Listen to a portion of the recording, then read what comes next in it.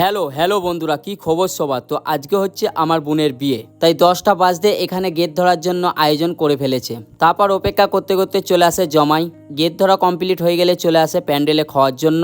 আর এই যে এটা হলো আমার বন্ধু, শুধু খাওয়ার টাইমেই চলে এসেছে, একটা কাজেও হাত দেয় নাই। যাই হোক, এত গরম পড়েছিল বলে এখানে রশিরও আয়োজন করা হয়েছিল।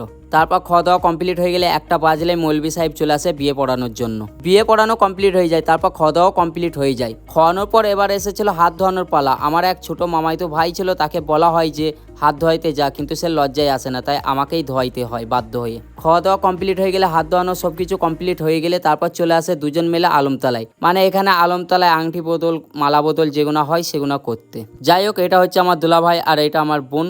এদের দুজনকে কেমন লাগছে জানিও। আর বিয়েতে ভিডিও ক্যামেরাম্যানকেও নিয়েছিলাম, আশা করছি সবাই জেনে গেছো আগের ভিডিওগুলো দেখে। ফটোশ্যুট করার ছিল তাই ফটোশ্যুট করে নিল। যাই হোক, সবকিছু কমপ্লিট হয়ে গেলে বড়দের কাছে দোয়া নিয়ে বেরিয়ে পড়ে বিদায়ের জন্য।